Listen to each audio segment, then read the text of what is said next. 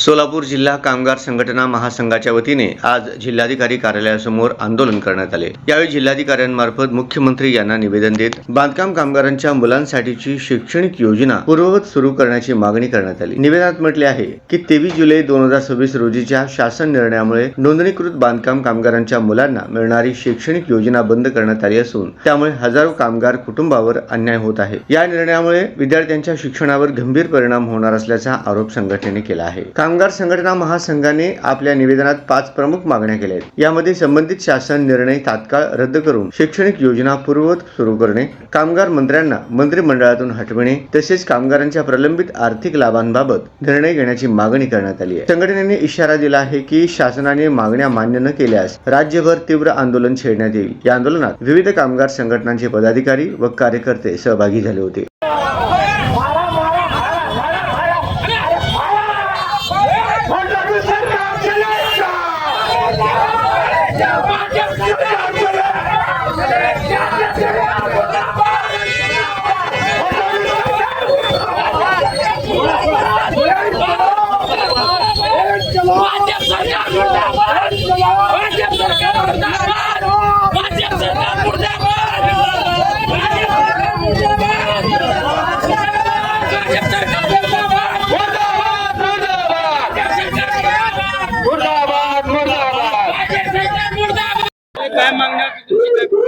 आमचे राज्याचे कामगार मंत्री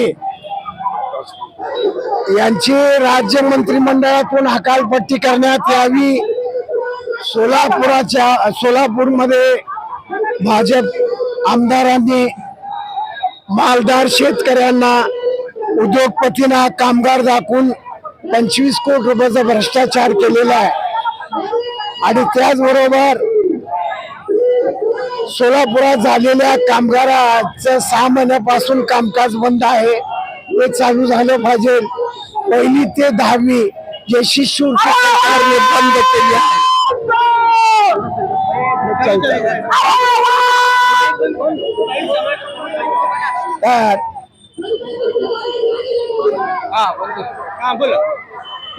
तर 1ली ते 10वी शिष्यवृत्ती बंद करण्यात आलेली आहे, ते चालू करण्यात यावी।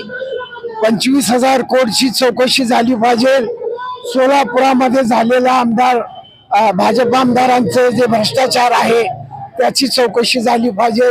म्हणून राज्याच्या मुख्यमंत्र्याला आम्ही 3 महिन्यापूर्वी निवेदन दिलेलं आहे की तुकाराम मुंढे जे संधी अधिकारी आहेत त्यांच्या नेतृत्वाखाली 3 विभागाची संयुक्त समिती चौकशी समिती स्थापन करण्यात यावी।